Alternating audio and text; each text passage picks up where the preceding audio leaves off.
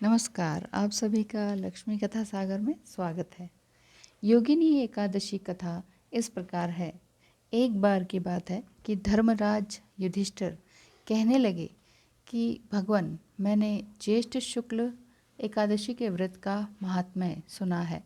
अब आप कृपया आषाढ़ कृष्ण एकादशी की कथा सुनाइए। इसका नाम क्या है, महात्म्य क्या है, और यह भी बताइए। तब श्री कृष्ण कहने लगे कि हे राजन, आषाढ़ कृष्ण एकादशी का नाम योगिनी है। इसके व्रत से समस्त पाप नष्ट हो जाते हैं। यह इस लोक में भोग और परलोक में मुक्ति देने वाली है। यह तीनों लोकों में प्रसिद्ध है। मैं तुमसे पुराणों में वर्णन की हुई कथा कहता हूँ, ध्यानपूर्वक सुनो। स्वर्ग धाम की अलकापुरी नामक नगरी में कुबेर नाम का एक राजा रहता था। वह शिव भक्त था और प्रतिदिन शिव की पूजा किया करता था। हेम नाम का एक माली पूजन के लिए उसके यहाँ फूल लेकर आया था। हेम की विशालाक्षी नाम की सुंदर स्त्री थी। तो एक दिन वह मानसरोवर से पुष्प तो ले आया, लेकिन कामासक्त होने के कारण वह अपनी ही स्त्री से हास्य विनोद तथा रमण करने लगा। इधर राजा उसकी दोपहर तक राह देखता रहा। अंत में राजा कुबेर ने सेवकों को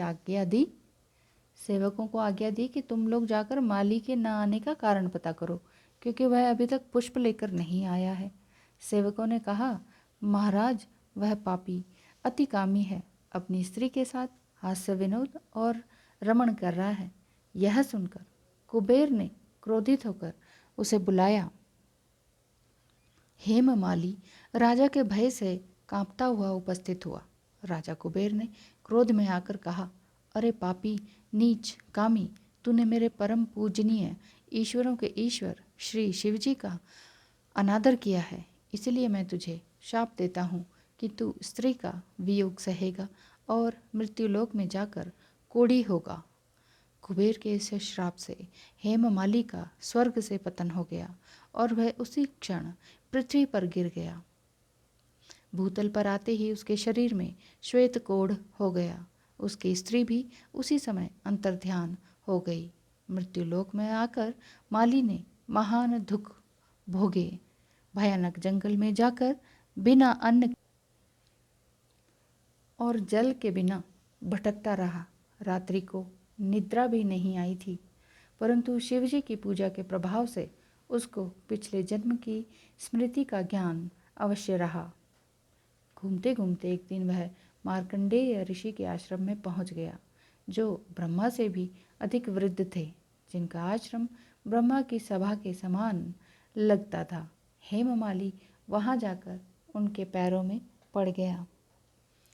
उसे देखकर मार्कंडेय ऋषि बोले, तुमने ऐसा कौन सा पाप किया है जिसके प्रभाव से यह हालत हो गई है। हेममाली ने सारा वृत्तांत कह सुनाया। यह सुनकर ऋषि बोले, निश्चित ही तूने मेरे सम्मुख सत्य वचन कहे हैं, इसलिए तेरे उद्धार के लिए मैं एक व्रत बताता हूँ। यदि तू ज्येष्ठ मास में कृष्ण पक्ष की योगिनी नामक एकादशी का विधि पूर्वक व्रत करेगा तो तेरे सारे पाप नष्ट हो जाएंगे। यह सुनकर हेममाली ने अत्यंत प्रसन्न होकर मुनि को साष्टांग प्रणाम किया। मुनि ने उसे स्नेह के साथ उठाया। हेममाली ने मुनि के कथा अनुसार विधि पूर्वक योगिनी एकादशी का व्रत किया। इस व्रत के प्रभाव से अपने पुराने स्वरूप में आकर वह अपनी स्त्री के साथ सुखपूर्वक रहने लगा। तो ये थी योगिनी एकादशी की व्रत कथा। धन्यवाद।